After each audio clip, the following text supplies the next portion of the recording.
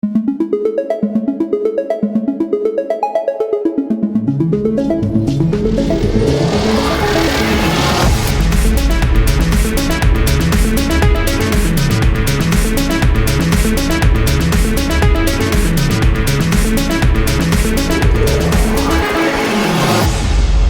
I'm Josh Gonzalez, and welcome to Meld. This is a podcast where I have in-depth conversations with some of the brightest people in the known universe. My aim is to spark deep conversations around interesting topics to find the tools, tactics, and philosophies that we can all use in our daily and creative lives. In this episode, I'm joined by Jay Vasantharajah. Jay is a serial entrepreneur and an investor based in Toronto. Jay started off his career at Deloitte as a consultant in Toronto before he left the corporate world to launch an advertising agency that eventually managed millions of dollars of ad spend for big clients. He then used the profits from this agency to start an e-commerce business, which has grown to become a 7-figure-a-year business. Along the way, he's also reinvested cash flows from his businesses into private multifamily real estate in Toronto, as well as in startups like Supercast, which is a podcast subscription software based in British Columbia, Canada. Today, he's actively looking to make more angel investments and acquire online businesses in the creator economy, which is one of the reasons why I brought him onto the podcast. Basically, he wants to invest in anything that can help podcasters, YouTubers, video creators manage and grow their creative businesses, which I think is really awesome. In this episode, Jay shares his philosophies around starting and growing a business and eventually evolving your business from a service-based or consulting business that requires you to trade your time for money into something that's a little bit more scalable, like an e-commerce or software company. Jay is also an accountant by trade, I guess you could say, where he learned in school. And from his finance perspective, he shares some really cool tools and tactics on how to better manage and hack your finances to save money and be more profitable in your business. So if you're like me and you're more on the creative or operations side, and you've always wanted to know how to hack or get a better handle on your business finances, this is a great episode to get started with. As always, if this episode was valuable to you, you enjoyed it, or it's just entertaining, or hopefully you learned something, please share this with your friends. Share it with your networks on Twitter, LinkedIn, Facebook, TikTok. I don't care if you make a dance to my voice. Just share it. And don't forget to subscribe, whatever platform you're on. If you're on YouTube or your podcast app, make sure you hit subscribe so you get a notification when a new episode comes out. So let's get right into it. I'm Josh Gonzalez, and this is Meld with Jay Vasantharajah.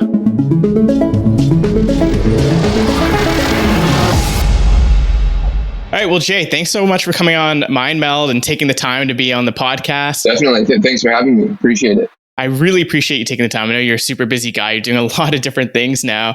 And it was really cool to chat with you and really get connected. And it's cool that we're both from Toronto. So it's always great to connect with someone in Toronto. And I just want to start off just like, for listeners of the podcast and get to know you and know where you're coming from. I'd love you to just kind of like talk about your story. How do you got to like where you are now and your journey, your entrepreneurial journey? Definitely. So out of school, so I'm an accountant by trade. That's what I went to school for. I worked at a big four firm, Deloitte, in the consulting division for about a couple of years right out of school. It was pretty early on. Like right away, I knew like I wanted to jump into entrepreneurship. The corporate world really wasn't for me. And so a couple of years in, I quit. Started my first business, which was a PPC agency, and basically grew that to about, I think at our peak we were probably about 10 people full time. We're managing campaigns for clients across Canada and the United States. And then eventually, about 5 years in, I transitioned into e-commerce. I was getting a little bit burnt out with the agency. My partner and I at the agency kind of wanted to go our separate ways. No hard feelings, but just kind of a personality difference. We're still friends today. And from there, kind of got to get into e-commerce. There's a couple of e-commerce brands that we have right now. We scaled them. They're doing quite well. And, along the way, I've invested into real estate, tech startups, and I'm at a point now where I'm kind of looking to get more into the tech side. So I'm looking to kind of transition. I think the next phase of my career is transitioning into SaaS business models. Yeah, that's really cool. I mean, there's a lot going on there. I mean, you're kind of jumping from industry to industry. And what I always love to hear is sort of like what you learned along the way to like take from one industry or one stepping stone to the next. So for you, I mean, obviously from working from a big consulting firm, I just want to know first, what was that like awakening moment for you? What was that like entrepreneurial moment where like, honestly, I have to do my own thing? Like, what was it that triggered you? Yeah, it's a good question. I don't know if it was something specific that triggered me, but any of these kind of large consulting firms, like it's a grind, right? I mean, like I'd be up like 2 a.m. like deep into like an Excel sheet, like completely lost. And like another thing too is I looked at the way other like partners in the firm, like we're kind of the end game for a Deloitte consultant is becoming a partner or jumping in industry, like but mostly partner track is kind of a big thing. And honestly, like the way they were working, they were always stressed out, like just like disheveled, and like they were still busy as hell, and really not like making that much money. I was like, man, that's not what I wanted to do. But yeah, it's just I just knew like you kind of have to have that internal like you have to be compelled to do it. It's like I need to quit my job and start a business, or like otherwise like I just won't be happy, right? So. Yeah, 100%, man. I totally get that. And like for you, was it like when you were younger, did you know that you wanted to do it regardless? And do you feel like you were just kind of like on a side path or something? Because I know a lot of people go through that, right? That maybe a lot of people listening right now are in a job that they don't necessarily love. And like, what kind of advice would you give for them to be like, you know what, like, how would you know when to like quit or when to stop? Because I know it can be scary for people, right? They feel like they put all this time and effort into like getting a degree and then going to this like certain job market. And then, you're like, you kind of have to quit and start from the beginning. So I think that's where a lot of people are kind of afraid to make the leap. So what would you kind of like tell people to make that leap? Honestly, like, okay, my personal experience, like, I quit cold turkey. Like, I didn't have any clients, any revenue, had a bit of savings, like, aside, but I quit cold turkey. Like, it's not like I had a side thing going on. That became my full thing. Not at all. Honestly, if I didn't do that, I wouldn't have gotten the business off the ground. Like I couldn't have. There's no way I could try to get a PPC agency going as like a side thing while I'm working my full-time job. And so, would I recommend everybody to do that? Probably not. I mean, people have unique circumstances, right? Like I didn't have a wife at the time. I didn't have any kids. My parents were okay. Right? Like worst case scenario, I thought this fails. Like maybe I could move back home, right? And like reapply for a job. I was pretty young at the time, and so. So if you're, in that same kind of like field, if you're young, you don't have any kids or wife, you don't really have much to lose, to be honest. Like you might as well give it a shot because I think the longer you stay in like that corporate kind of world where you have like, a steady paycheck and you have like, set kind of like structure, the harder it gets to kind of get out of that and, start a business. So if you have that itch, just do it. Just like, like if the risk is pretty low for you, just kind of quit cold turkey and jump right in. Yeah, I love that. I mean, obviously, like you're saying, there's nuances, like, have enough money saved if you're living on your own or there's no shame in going back to live with your parents for a certain amount of time while you're doing it. I totally agree with that. And the other thing that's really cool is like, what you did is you started an agency. You didn't go right into like e-commerce. You didn't go right into SaaS. Like you kind of did sort of what you're already doing. Like you can take the skill sets of what you're already doing and then do it for other people yourself. And you don't have to work for someone else, which I find really fascinating because a lot of people start off with that. I think that's like the easiest kind of business to get started with which is like consulting or freelancing, which is essentially what it is, right? And I want to hear that story of how you kind of started that and how you like scaled it up. Anything that you learned from your previous job, obviously like culture, you're talking about work-life balance and being like burnt out from work. So I want to hear how you kind of like turn that on its head to make sure you're working like in a way that you want to work. I'm sure Josh, like when you work on your own business, like it's fun. Honestly, there's not anything else I'd rather be doing, right?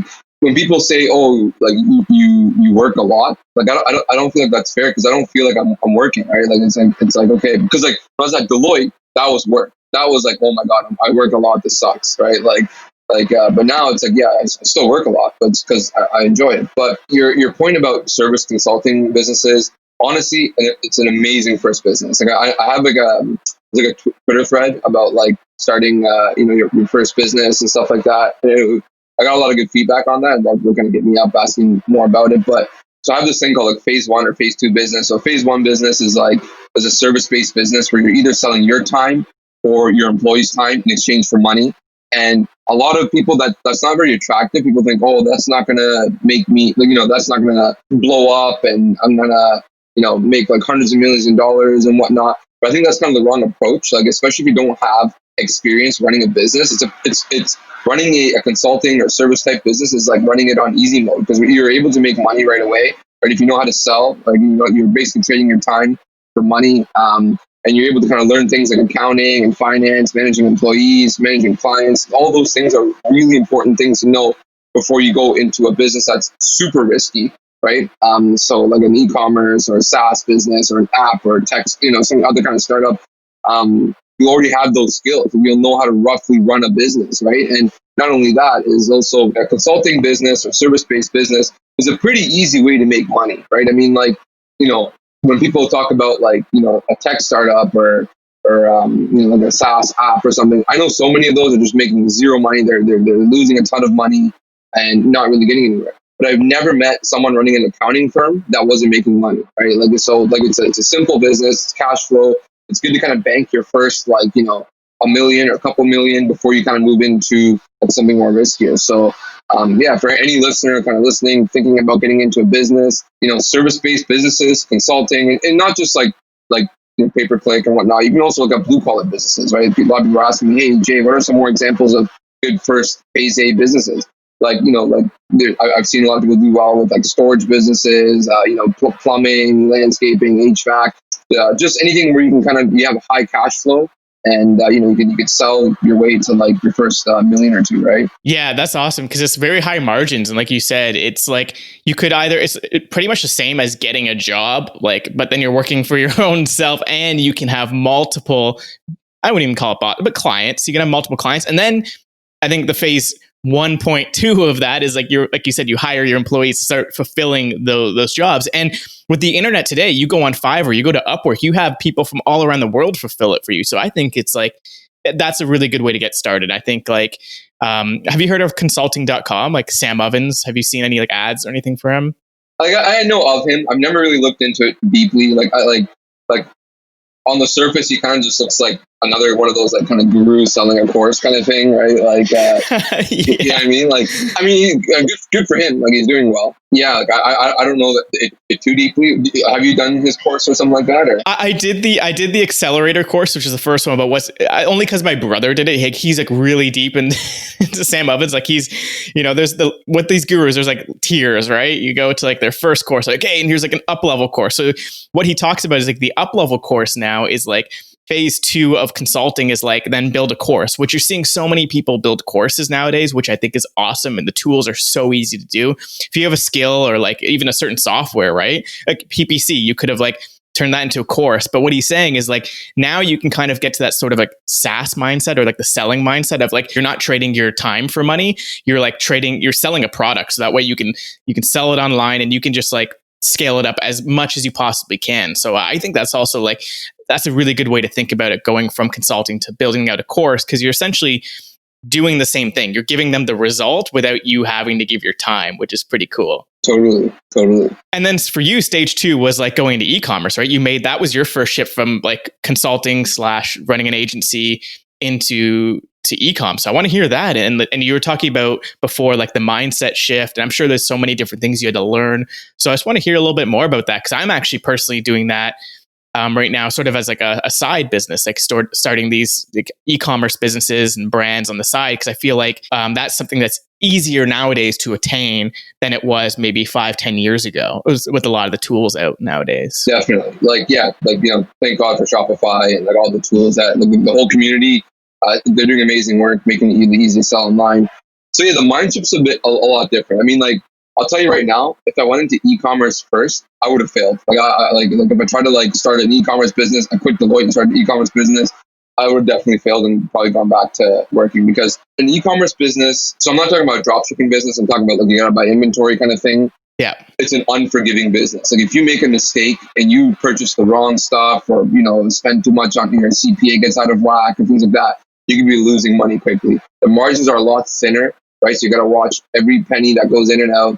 And, it's a lot more competitive. It's harder to kind of like make that money. Whereas an agency, I was making mistakes all the time, right? It's a forgiving business, right? Like I was, our expenses would shift all over the place, and I really didn't need to like I'm an accountant by trade, so I like numbers. When I ran my agency business, I really didn't need to look at the things under a microscope, right? Money came in, expenses are here. I could make a mistake, not a big deal. E-commerce business, I got to look at everything under a microscope. Like if the wrong inventory is purchased, or the wrong the ads are bought, or the wrong whatever, like we could lose money really fast, right? And so it's unforgiving for sure. So I needed to get back into my accounting mindset to kind of look at every number for sure.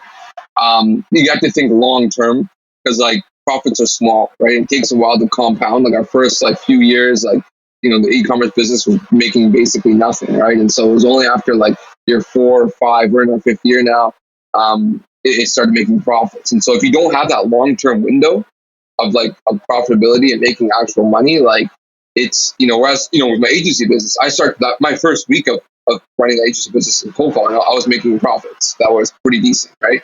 Whereas e-commerce takes a really long time. You need a long-term view. You need to kind of view your customers as a long-term relationship, focus on LTV.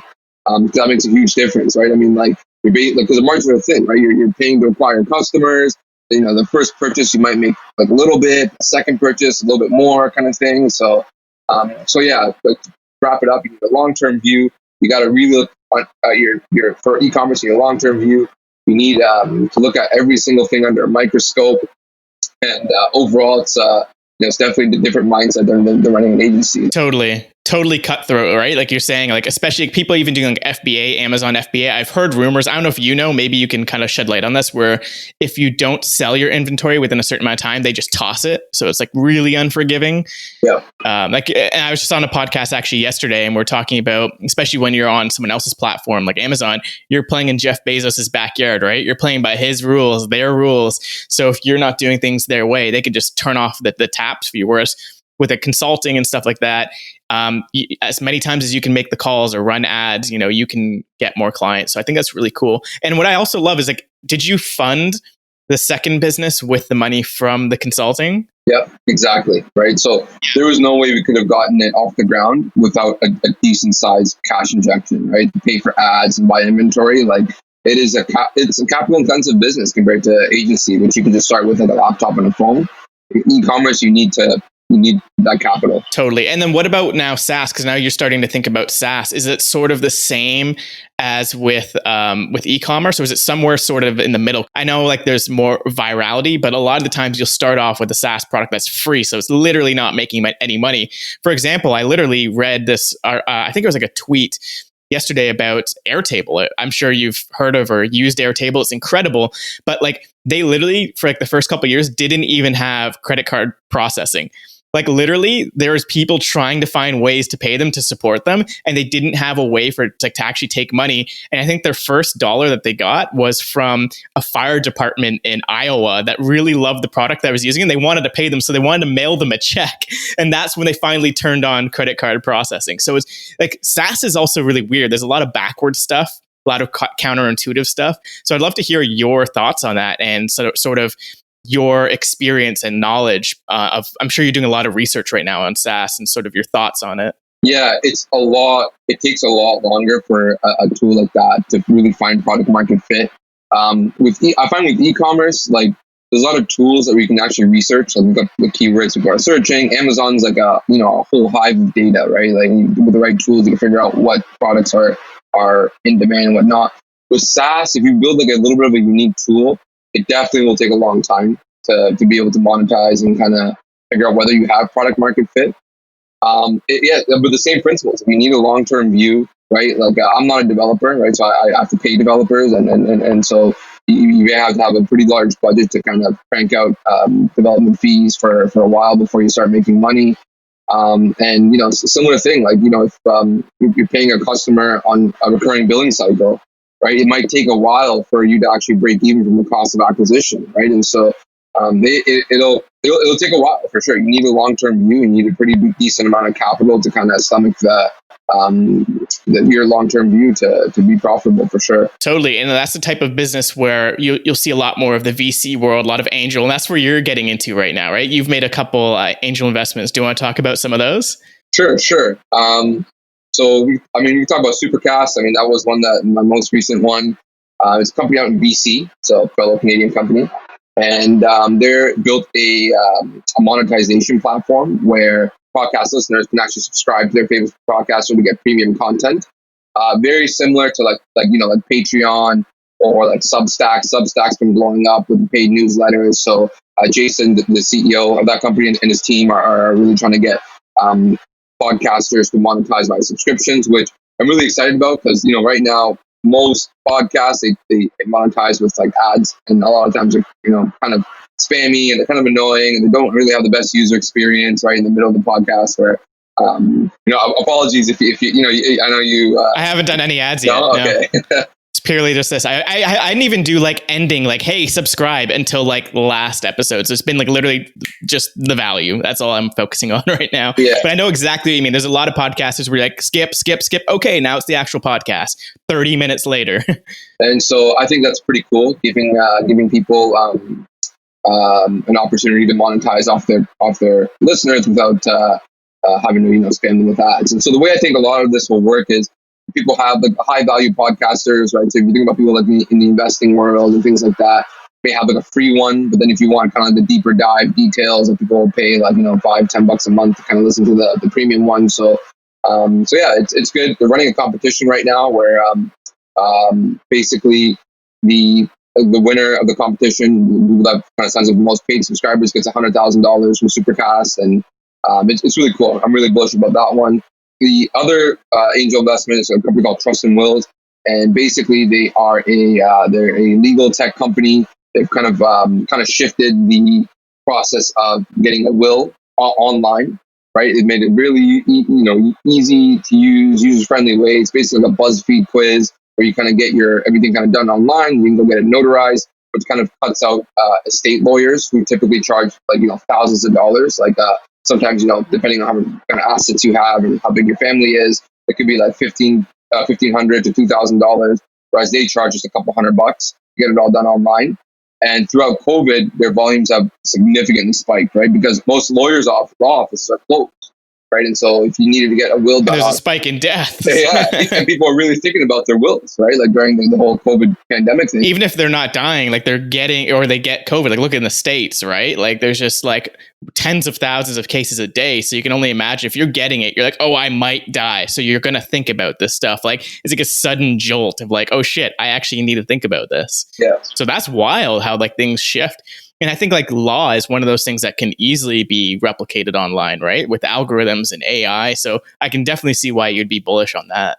And just going forward, like what I'm kind of looking for, but I mean, anything B2B SaaS, I'm pretty interested in, but I really think there's going to be a large kind of influx of creators, like people like yourself that are just making amazing content.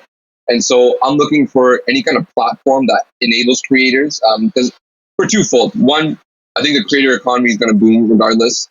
But two, now that everyone's at home, working from home is going to become a thing. Like, a lot of employers realize that, they don't need an office. Employees can work from home, But now that employees that are not under the watchful eye of their employer maybe realize, oh yeah, I can get my work done in like 4 hours and then spend the other 4 hours doing whatever I want. I think that's going to really put a boom to people, to creators, kind of, you see with Substack and the newsletters being launched and all the podcasts. And so, anyone that's building something that's going to help enable creators, I'm very interested in investing in.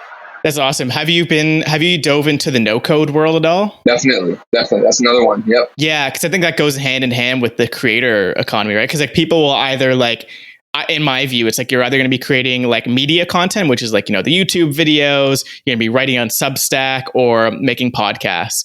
And then the other side of it, you want to start building these SaaS tools, maybe like you can actually build these creator tools super, super easily. And a lot of people don't know how to code. Yeah, they could take like this quarantine time or like the time off from remote work to like learn how to code. Or there's an actual simpler way to actually build the stuff, which is through like no code tools, right? There's like I'd mentioned Airtable, Webflow, Bubble. You can create these SaaS tools fairly simply. And I think what's also really cool about that is your thesis of like, before it would cost so much money to like build these, hire developers to create these SaaS tools, but now you can kind of do it on your own. It's sort of like that consulting model of what brings those margins down is you can actually start building it yourself, which I think is wild. I think that will be a huge change in the economy, because then that will bring out more tools, that will enable more people, and that's where the spike will really start accelerating, which is going to be wild. Definitely. I'm bullish on anything NoCode as well. It's funny, I was literally having a conversation with a colleague yesterday, and both him and his wife were working from home. One of them got furloughed, and so they're kind of having a lot more time on their hands. I think they're asking me about this like tool they were going to develop. And basically, when they're explaining it to me and they're trying to hash out the costs of developing it, they haven't tested or anything like that. Like I told them straight up, like, guys, you should definitely try to build this. Like, you can easily build this using like a bunch of no-code tools. At least test it, get a bit of traction before you start spending a ton of money on developers. And they're like, wow, didn't even know it existed, right? So once they kind of discovered this whole world of this whole community and all these tools around no-code, they're like, yeah, definitely gonna try that first. So yeah, I think that will be like the new sort of consulting model, like where people like a new entry point for entrepreneurs. I'm super bullish on that. And I've been like mulling over this, like maybe one of the courses or something I build eventually is like how to, validate your ideas. And there's actually been a guy on this podcast, I'll link it in the description, Bram, which he runs this thing called NoCode MVP, where he teaches people how to basically create the MVP of their product using NoCode tools, and then how to actually validate it. And you're right, you have to, if you don't validate it, then you're going to put all this time and money into building something that no one's going to use, and then you're screwed. It's like the same thing as the inventory, right? It's like buying all this inventory, then like you don't sell it, you're screwed. Exactly. Yeah, it's crazy, man. So I want to ask you sort of two things that kind of go hand in hand. One, what are the other opportunities and sort of like tools that you're thinking of, obviously with the creator economy and stuff like that? And then two, how do you find and evaluate these deals, and how do you find these people, and how do you actually come to terms with, okay, it's the right investment? And then how does that all happen? How does the whole angel side kind of work from your end? From the angel side, I mean, I'm pretty new, right? So I'm nowhere an expert. So like, I can probably look at this a year from now and be like, wow, I really didn't know what I was talking about back then. But I honestly look at like, tools that I really like and I can understand. They're pretty simple, like nothing too complex. Something that has, the potential to grow quite rapidly, because, as you know, with angel investing, I can get a pretty small stake in the overall value of the company. So it has to grow quite, big. Not to mention the failure rate of startups, right? Like it ends up being a numbers game, right? If you invest in like 10 different startups, 8 or 9 of them will fail, and one of them will kind of return the money, or double or triple, whatever it might be. My goal is to try to do 1 or 2 deals every quarter. How do I kind of find those deals? Typically through warm networks. Twitter's been pretty good. Both of those deals actually was through Twitter, and so just kind of like connecting with people that are also in the space, looking to angel invest or building cool things. I don't really have like a scientific like method like I do with almost everything else for angel investing. It's honestly at this point more of like a hobby than anything. But I am but I'm also right now in the market to acquire like a profitable SaaS business, and that's a little bit more scientific. So like I'm looking for a profitable SaaS company. Usually the founder kind of is burnt out or wants to move on. Or maybe like you didn't get the hockey stick growth that you didn't want, or maybe like he was a product guy, didn't know how to scale it. And so I've been speaking with a lot of SaaS founders. The way I kind of find them is again through Twitter. There's also a lot of other kind of communities that kind of have these people, like IndieHackers, for example. It's a great community with a lot of people that build kind of products that are doing like $20,000, $30,000, $40,000 a month in ARR. And they kind of want to just sell and move on. It basically becomes a financial play, right? Like financial engineering. There's usually an EBITDA multiple. What I look for is a customer list. How sticky is the customer list? A churn rate. What do they use the product for? Other competitors, and then kind of map out like an internal rate of return based on what it is there. That's how I kind of value the company. And hopefully deal will close sooner than later. We're working on about 3 or 4 deals right now. My team here, and yeah, no, it's a very different than angel. So like angel investing, I'm looking for kind of they're kind of the next big thing. Something's going to blow up and kind of get in really early with that. Yeah, huge growth. For my SaaS business, just something really steady, right? Like it's like 80% customer list and cash flow revenues, 20% the IP and technology, right? And so that way you can kind of map out a proper like model, financial model, and see kind of where the returns will be and whether they'll be sufficient. And so, yeah. That's really cool. And for that, are you acquiring the entire business or just the technology? If they're handing over the technology, are you like acquiring the whole team that's like running it and like their whole code base, all the people?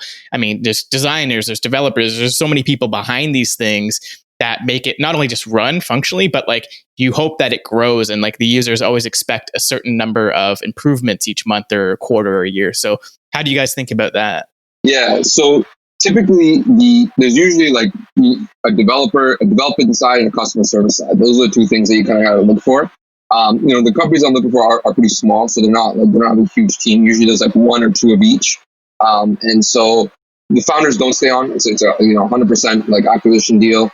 And there's an asset transfer, customer list, IP, and that's most of the two things there.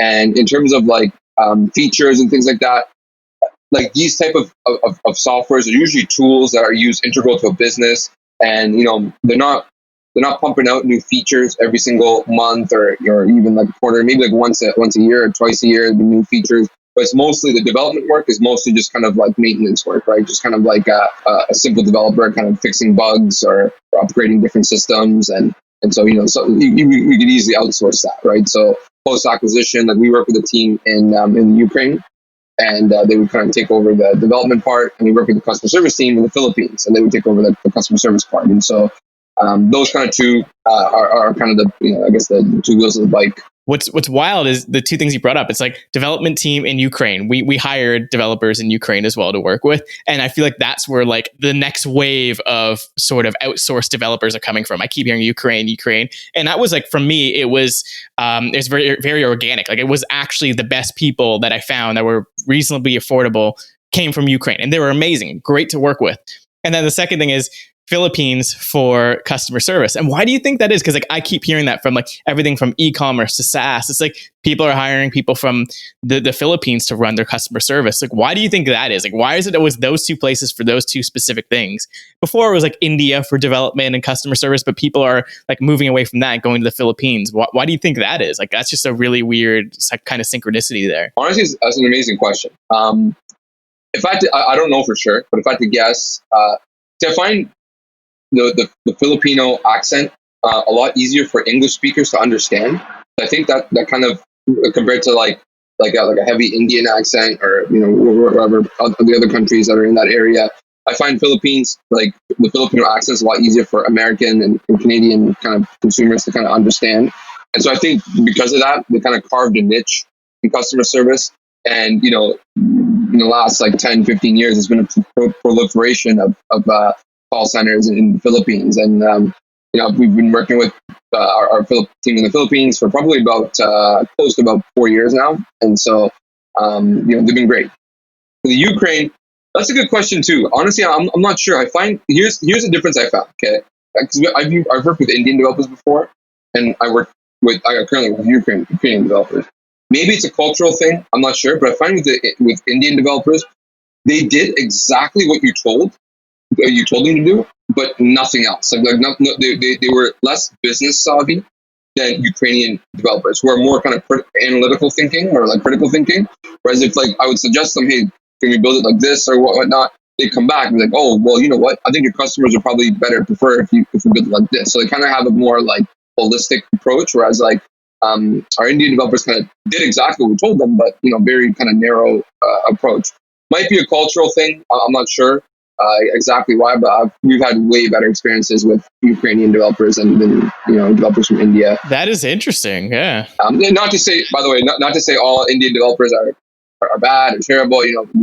We've worked with some good people in India as well, but just from our experience alone. Yeah, totally. And it's funny that you brought up sort of the accent for customer service, because like I've almost found the opposite. Like for me, a really soft Indian accent is like somehow the most soothing thing I've ever heard in my life. I had this like really weird experience when I was actually working customer service. Like my very first job in high school, I was working at like a Loblaw superstore, and I had this one older Indian gentleman come in, and just I don't know what it was. It's the way he was speaking. He had this biggest smile on his face. And it was just something, it was like his energy plus his soft, soothing Indian accent. Literally, have you ever had those like head scratcher things, like those metal rod things that you had? You know what I'm talking about, right? When you put them on the back of your scalp, it's a scalp massage. It literally felt like that just from his voice. And I was like, this is fucking weird. And I had this like really weird tingly feeling. So that's amazing. I don't know if people can replicate that in customer service, you win right there. Make people feel good. That's all you want to do. That's amazing. That's amazing. Yeah, that's awesome, man. Yeah, well, that's really cool. I mean, it seems like you're doing really cool stuff, and like I really like your kind of switch, or I guess not even switch, your sort of evolution into getting on Twitter. Like, I mean, again, that's how we found each other, and like you're blowing up on Twitter, man. Like you're getting a lot of engagement because you're posting really cool stuff, and that's coming through, I guess, from your blog. So, from your content creator perspective, how did that start, and like why is it purely business? Is it just like why Twitter? I mean, you're getting all these deals from Twitter. I keep seeing that like the angel and VC world is moving on Twitter. It's not even on LinkedIn. Like LinkedIn is like nothing compared to Twitter. So like how are you approaching Twitter nowadays? Because like you're doing some really cool stuff on there. Definitely. That's a great question. So it's funny because I only really took Twitter seriously probably about, I would say, 3 months ago. There's a very specific reason for that too, because that's actually when my daughter was born. Congrats, man. Congrats. Smack dab in the middle of the pandemic. But oftentimes, I'm at home and I have like my daughter sleeping in my arm while I'm trying to soothe her. And so I really only have one hand, right? And so I couldn't work, and it was hard for me to even read a book, but I could easily hold a phone and tweet. And so like my daughter was sleeping in one arm and I was just kind of like tweeting away in the other arm. And it just kind of blew up. Like I just kind of like kept like tweeting stuff, and I got more followers, people hitting me up. And then like right away, I'm like, wow, I saw the value right away. Like, people were hitting me up, like, in terms of networking, right? Like I met so many cool people like yourself, and I met a few other guys from Toronto, people from like San Francisco, and it's just amazing to see everyone's different perspective, what they're working on, and so that's kind of like how I got into Twitter. By the way, it was kind of by accident, right? That's amazing. That's a hilarious and incredible story. I love that so much. It's literally like functional. Like, what can I do with one hand? Yeah. That is amazing. And it just happens to blow up. It's like you were just like funneled into like, no, you got to be doing this. Yeah. So what was the first thing that blew up for you? Like, what was the time you're like, oh shit, I should take this seriously now? I can't remember the first thing that blew up. That's a good question. I know my most popular tweet was the one on Gymshark. I want you to actually let's go into that, because that was like, again, that was the thing that really intrigued me, and it kind of blew my mind because, again, you came at it from a analytical and I guess accounting perspective of it, which that's what really blows my mind. Because like, when you think about business, like for me, I'm a maker, I'm more of a designer. I feel like my skills are more on the making side and like getting stuff that the people love. When it comes to the finance side, I'm totally lost because I don't have that kind of perspective. So I want to hear a little bit more about that. Then after, I'm going to ask you again, sort of like how like founders like myself can like, be a little bit more financially literate. Where can we learn some of this stuff?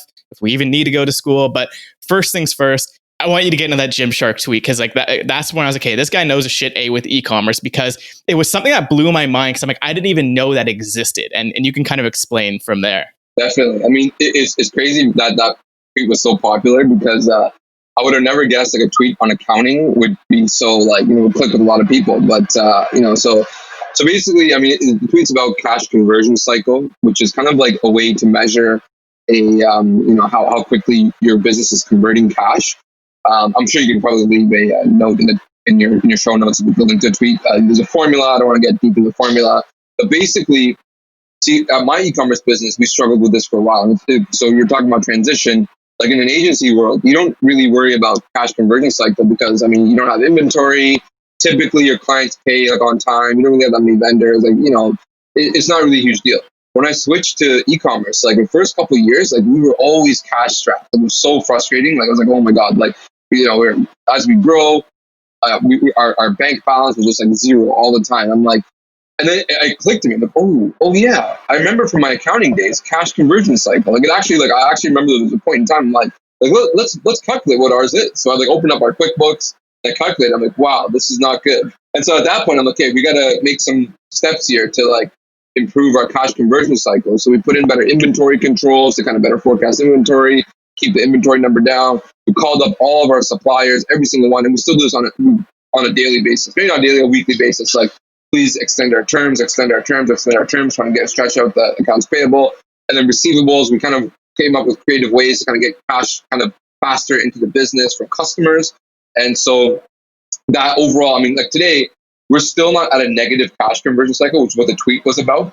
So negative cash conversion cycle happens when you basically order inventory and your suppliers give you like 45 days or 60 days or whatever it might be, but you sell that inventory faster than that, right? So you sell it in 30 days or 15 days.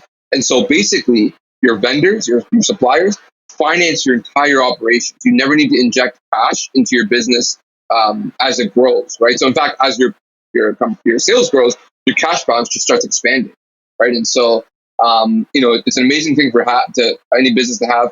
Our e-commerce business doesn't have a negative cash conversion cycle yet. It's probably close to zero, right? I'd love to get it. We're, like I said, we're on a weekly basis. We're always asking our suppliers to extend terms. We're always trying to, optimize inventory. So hopefully soon, our business will be in a negative cash conversion position. But for any e-commerce business, it's, supply chain and financial management is not talked about enough. It should be talked about more. Always look after your cash conversion cycle. It's kind of like the part of your how good your finances are for an e-commerce business. That is so sick because like for me, it's like, again, you don't know what you don't know. And as soon as I saw a tweet, I was like, holy shit. Like, first of all, in e-commerce, that's incredible. But second of all, how can you also like apply that to other businesses? How could you have that exact same formula in like SaaS or something? How can you have, and it's like, it's pretty simple. Like you get your customers to pay you before you actually start building stuff. You can do that in anything. People do that with Kickstarters. That's how my company started. We got an injection of cash from an Indiegogo campaign, and people love to hear that, right? Investors love to hear that. Like, oh shit, people are willing to pay for stuff before you actually build it. And other ways, like with a course, how do you pre-sell your course, or like, a Substack, stuff like that. So annual subscriptions, another one, right? Sell the entire year up front, right? That's a good way to get your accounts receivable down. And it gives you a really good goal to work towards. It's okay, like that's the one that we want to optimize. And what's really cool is like from your perspective here, from like an accounting thing, you said it's an operation. Everything is sort of like, however you want to think about it, it's basically a conveyor belt system, right? Like there's always parts and pieces, and it works on a timeline. And it's like, how do you start hacking that? But it's like, do you need to know each individual part, or how do you really think about business in that sense? Is it like, again, I don't know some of these terms. So from a maker perspective, from these indie hackers to start making better decisions, business decisions going into it, instead of just thinking, can I make something cool? It's like, yeah, but how do you make sure it's profitable? And then how do you start hacking that to make it even more profitable? So I want to hear your thoughts on that, because I think that's going to be a huge game changer for makers. You should definitely have like a system, right? Like, like your cash line is really underrated. A lot of people kind of skew towards profitability, and like I've seen businesses. I mean, even my own business, like the e-commerce business, in the first couple of years, like we were kind of showing profits, maybe a little bit, but our cash was zero. We're growing, and it's the kind of cash thing. So what's the difference there? So what's the difference between the profits and the cash? Yeah, cash can, a number of things can affect cash, right? Like your free cash flow. Things like, you might have money tied up in different places that you don't even know. If you're paying your bills up front, right? You technically have cash tied up there rather than you to get 30-day terms kind of thing. Profits are a lot more kind of manipulatable, right? You can kind of like manipulate profits, like to show kind of something that looks better. Whereas cash, you can't, there's no way you can, cash is cash, right? Like you can't manipulate cash no matter what you do. It's the most real kind of line on the financial statements. And so paying attention to your cash balance is pretty key. Like what can I do to get more cash into the business and stop the outflow of cash out of the business kind of thing? I did a whole 25 ways to kind of find cash, unconventional ways to find cash in your business. And there's a ton of ways you can kind of generate cash, especially if you're in a pinch. If you're about to go on, you're on the brink of going under, then you might want to kind of try some of these things. What are some of those things? Like, what are some of the key ones from those? I'd love to hear some of those. So, I mean, stretching your payables. Like, if you have accounts payables, calling your vendors ahead of time, you're going to be a little late, right? Like, you got to pay other bills and kind of thing. Like, you mind if you kind of stretch it out a little bit? Obviously, if your vendors are like Amazon Web Services, that might not happen, right? You don't have any influence over them, so you can't do that. Things like pre-sales, like you said, pre-orders, like you got a new product in the pipeline. Can you start taking pre-orders for it right away? Like Elon Musk has done this so many times, right? Cybertruck, like he sold I don't know what it was, but hundreds of thousands of them, yeah. Exactly, right? And so that's a way to get cash into the business. There's another one too, where slowing refunds, right? So it's like if you have a lot of refunds, it's chipping away at your cash balance. Like you should change your refund policy to like 10 business days or something. That way it slows the amount of cash leaking out of your business. Customers are still going to get the refunds. They know, they'll get it within 10 days. A lot of like OTAs do that, like the online travel agencies. If you try to get a refund for like booking.com, and they'll be, yeah, it's like you're like stretched out for weeks. Yeah, exactly. I mean, you'll get it in like 10 business days with them. So you know that you're going to get it. Just you got to wait a little while, right? Whereas for a business, that kind of slows the bleeding, right? And so things like that. And what are your thoughts on for like paying annual versus monthly subscription stuff? Like, do you think, I mean, they try to give you, a lot of businesses will do this, will give you like 30% off or whatever to pay up front, but obviously it's kind of like counterintuitive, right? So I want to hear your thoughts on that, paying monthly versus paying annual subscriptions. I mean, if you're on the customer end, that kind of sucks, right? Because you're paying for a whole year up front. So that's kind of like your, for a customer, kind of, it's not that great, right? Because you got to pay up front. And so you might have cash stuck in this tool that you paid for. Right. And that's what you brought up earlier. It's like having cash kind of tied up and stuff. So, I mean, I guess if it's something you know for a fact, this is my thought process. I want to know if you think what you think about this, where like, if it's a tool, like you're talking about these SaaS products that are kind of like integral to your business and you're going to need it in a year and you're going to save 30% within that year. Is it worthwhile to do the annual, or should you just save cash, or is it dependent on your situation? I'm sure there's nuances with all that, but what would be your thought like overall? Totally dependent on your situation. Like if you're like cash strapped and like, you're just barely trying to like pay bills and things like that, then, it might make sense to pay 30% more and rather than pay it monthly, like pay it 1 month at a time and pay up front. Because you can make more money along the way. Yeah. Exactly. So like oftentimes there's actually an inverse relation with profitability and cash stuff. So things that are really good for your cash balance might actually destroy your profitability. And things that are really good for your profitability, like saving 30% by paying up front, might destroy your cash balance because now you got to pay a whole year up front, right? So there's definitely an inverse relationship going on with those two. Wow, that's really interesting. And you always you had these analogies, which I hear a lot about, bleeding and leakage. Do you kind of have a mental model around how money flows in and out of a business? Like, how do you think about it as like a whole, as like a big mental model? Yeah, I do. Honestly, like I wouldn't recommend people do this. I'd recommend people to write it down and keep it in an Excel sheet. And I should too. Like I don't calculate, like I don't have like an Excel sheet where I calculate my cash flow conversion cycle on like a weekly basis. It's all in my head, which it shouldn't be. I should write it down. But like on any given moment, I kind of know roughly like what our cash conversion cycle is, like what we owe for our payables, how much inventory we have, and and things like that. So like I always have like you're right, like a mental model. But your brain only has so much finite stuff that you can put in there. And this is not one of those things that you should probably keep in there. You should probably write it down, and put it in an Excel sheet, Google sheet, whatnot, and just monitor it once a week and don't store it in your brain if you can. Right? But if you're like me, one of those guys that just kind of has a good handle on what's going on. That's like your thing too, right? So that's like the main thing you think about. So is that the main thing you think about in business? Like, are you the finance guy? Are you the money guy? And then you have other people that kind of fill the gaps. How do you think about that with like partners and stuff? Definitely. I mean, like for our e-commerce business, like I basically just manage the finances, the cash in, cash out. My partner Nader, he's a CEO, and he kind of runs the day-to-day operations. He's really good with logistics and fulfillment and customer service and all that stuff. And so that's kind of like, I guess, my value add is the finance stuff and injecting money into the business as well when needed. And yeah, he runs the day-to-day. Cool. So it's all about finding your value add. What is the thing that you're really good at, and just finding other people that can fulfill the other things that you might not be so strong in. So would you recommend then? Because to me, it's like the finance side is sort of like, it literally is the lifeblood of a business. So for the people who don't yet have a business partner, or maybe they want to go solo, or like they're just starting out, what are some tools and resources that you'd recommend for people to kind of like, people like even myself, like I'm not a finance guy, but I want to learn more because I want to be more financially savvy and literate when it comes to my own businesses and my own things. I think it's one of those things that you should have a good handle on, whether it's personal finances, business finances, it all goes hand in hand. So what are some great resources that you would recommend? Resources, well, first of all, you got to track everything, right? So like I've met entrepreneurs that run their business in like an Excel sheet, and they'll just kind of do it just for tax purposes kind of thing. Don't do that. Like definitely invest the money, get QuickBooks, get Xero. Like it's like what, like $20 a month, well worth it. What are your thoughts on Wave being a free tool?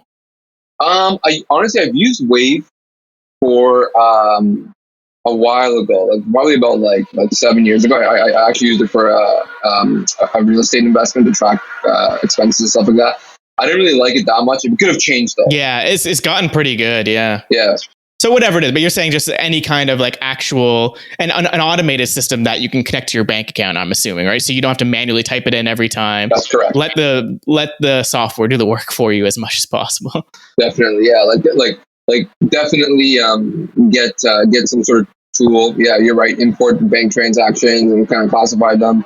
Where you can learn accounting or basic finance. I'm sure if you just even take like a course on Udemy, like you can probably learn it within like it's not that complicated. People think it's like some sort of like a black box where it's like, oh my god, there's numbers here and there. Honestly, like you don't need to be good at math. That's a myth, right? You can learn basic accounting without having to really be a numbers guy or a numbers savvy person. Like and you can probably learn basic like things like profitability and like gross margins and cash conversion cycle, all those like metrics. You can probably learn within like a week, right? So it's not like you have to, you're trying to learn to code. Like you learn it once and you'll never forget it, kind of thing. And so I definitely recommend everyone get a basic understanding of accounting and taxes as well. That's awesome. So it's like, yeah, taxes for sure. I mean, that's kind of a given, like just like in our current landscape. You can try to Jeff Bezos it and Apple it and try to evade all the taxes, but it's not going to work out for most of us. Definitely. So I tell you that legally, yeah, we're not, I'm not a financial advisor or a tax professional. Neither are you, so don't listen to us with this, but definitely stay on top of your taxes. So that's the added bonus of tracking all this stuff. I totally agree. And I am really diligent with tracking all that stuff. I guess it's for me, it's like, finding these terms and finding these like hacks and these little things that you can start doing to tweak it. Because right now it's like tracking is like step one. Step two is then manipulating it, right? So I guess that's where I'm trying to get at for some people. So you're just saying there's courses on Udemy, on Skillshare, whatever. You don't need to go to school is basically what you're saying. You don't need to spend 4 years and like $40,000. Absolutely not. No, like you can learn this stuff in like a week, right? It's not that complicated. Just kind of like, for most people that don't have any background in accounting, just kind of sit yourself down, watch a series of few videos, and you'll know for sure. Right. And do you think most of them are transferable between businesses? Like anything that's like anything you can apply to like an e-commerce business, could it be applied to SaaS? I mean, because those are pretty similar-ish, but I mean, obviously it's different than like a consulting firm or an agency, but is it pretty much like, can you interchange them between industries? Definitely. Yeah, definitely. It's transferable.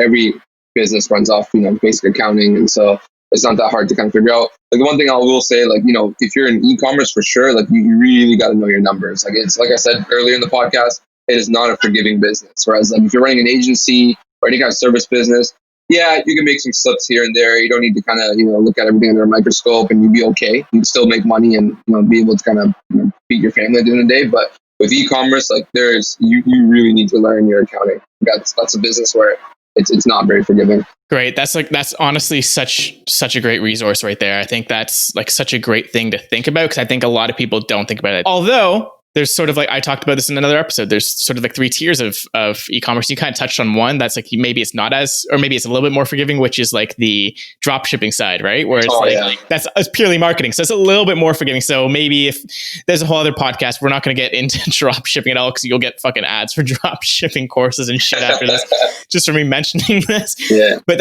I'm sure that's something a little bit more forgiving. And that's a good way maybe to get started. And that's where I'm starting with e-commerce. Just again, so it's a little bit more forgiving. Learn the marketing side, the branding, all the things that happen for the foundation of building the e-commerce company, then start thinking about inventory. So that's sort of my view on it. Maybe we can do a second episode on those kind of ideas. But before you get going, there's 2 things I want to ask you. The first one is if there's any resources that you recommend, books, courses, videos, and stuff like that. Because I know on your website, you can plug your website as well because you have tons of books, book recommendations on there as well. So I guess if there's any on there that you highly recommend, I would love for you to shed some knowledge. Yeah, so I have a reading list. I would say if you're a new entrepreneur just getting into business and like you're just kind of like jumping in, I would say one book that's really good to read is called E-Myth Revisited. It kind of shows you how to structure a business, how to think of your business in departments, and how to kind of like not be like a one-man show and doing everything kind of thing, how to like delegate and whatnot, which is really important for pretty much any business. And so E-Myth Revisited, I'd recommend for new entrepreneurs for sure. the people that are kind of inspired to start a service business, a consulting business, or PPC agency, whatever it might be, built to sell is a really good way. It goes hand in hand with Remyth Revisited. If you read E-Myth, you read Built to Sell, you're like, okay, these are pretty similar concepts. Basically shows you how to kind of productize a little bit about what you were talking about before, productizing a service business and kind of selling it as a packaged product to clients, and how to kind of build your agency or consulting business that you can actually sell it one day or have someone else run it kind of thing. And so yeah, those two books are definitely, I think, good for any new entrepreneurs trying to break in. Anything in the finance world that you'd recommend that is actually useful? Because I know a lot of these books can be a little bit overwhelming for people. Finance, honestly, I learned most of my finance stuff in my actual school, right? Because my background is in accounting, so I haven't really read much books on like numbers, like finance kind of thing. I honestly can't think of something that just stands out. Like, wow, this was a great numbers book. So you're better off doing a course, is basically what you're saying with something like that. Yeah, probably. Like, it's more technical, right? It's hard to kind of read a book and retain that stuff. You kind of have to watch something, maybe like jot down like formulas and kind of memorize it that way. Like, yeah, it's like reading a book on programming. I don't know how people can do that. It makes no sense to me. Yeah, exactly. It makes zero sense. Okay, that's awesome, man. Okay, so is there any other resources, anything you want to plug? Yeah, I mean, by the way, my DMs are open. Anyone, feel free to hit me up. I reply to all DMs. Put my link in the show notes. You can also, subscribe to my website. I write content every week. It's free, and try to put my knowledge out there as much as I can. So I enjoy writing too, by the way. That's why I kind of write. It's not, I don't have any courses or anything to sell. I'm just trying to improve my writing and kind of build an audience that way. So yeah. Nice. Well, I'm looking forward to your Substack soon then. I'm sure it's coming. I'm sure it's mulling in there. So after I've already subscribed to your website, so I get those emails, but I'm sure you'll do the a Substack soon. So once you do that, I'll link that in the show notes too, whenever that happens. And then my last question for you, man, before we go, what is something in like the near future, it could be 5-10 years out, something that really excites you in the business world, in tech, in something that you're doing related to investing? Could be literally anything. Something that really excites you is coming up in the near future. I think, I touched upon it before, but I think more creators, so more people kind of taking control of their financial independence by having like their own kind of whatever side gig it is. Like, I'm really excited about that. I really do hope that more people have, multiple streams, are able to kind of get multiple streams of income to their main job, and they have like a Substack or a podcast. And I think that also goes hand in hand from working from home. People are going to be at home. They got more time now. They're not stuck commuting back and forth. They're not, worried about their employer looking over their shoulder to see what they're working on, kind of thing. And so I think the next 5 to 10 years, there's going to be a lot more creators, a lot more, the creator universe is going to expand, and different ways to monetize too. I mean, like, if I told you like 2 years ago, people are going to be charging a monthly fee for a newsletter, you'd be like, oh, that's crazy. There's no way people pay for that. But people do pay for that, right? And now, like, investing in a company, Supercast, that hopefully will get more and more people charging monthly subscription for their podcast content. And so yeah, the creator economy, I'm super pumped for, and hopefully it'll continue kind of growing over the next 10 years. People like yourself. Awesome, man. I appreciate that. And that's really, again, that really helps me out, because it really gives me the confidence that there is a great future in this. I think podcasting is definitely one arm in the creator economy. I'm lucky enough to, what I'm really excited about, I just want to touch on this because I went to school for media production. And exactly like you said, I think that is actually, in today's day and age, is almost the most, I don't want to say valuable, because like obviously the finance stuff is very valuable, the business side is valuable, but like you said, everyone's going to become a creator. Every business is a media company. Every app, everything needs media, right? So I think if you can build out these skills in creating, video content, audio content. I was lucky enough to have 4 years of training in doing podcasting and doing radio and doing TV and doing motion graphics and video. And I just realized how applicable that is to literally every single business. So I hope more people can get into it. Maybe I'll do an affiliate link for Skillshare or something. I don't know. Maybe I'll monetize that way. I don't know. But definitely Supercast is something I have a close eye on. And once I have the audience, I'll probably move onto there at some point. So thank you, man, for putting that out there and helping that grow, helping the creator economy grow. And thank you so much for coming on the podcast, Jay. This has been awesome. And I love your knowledge and wisdom. And hopefully we can do this again. No problem, Josh. I appreciate you having me. It's great to see another fellow Toronto entrepreneur doing big things. So always, I'll always be happy to come back. So thank you. Awesome, man. Okay, well, take care. I really appreciate you taking the time, man. Take it easy.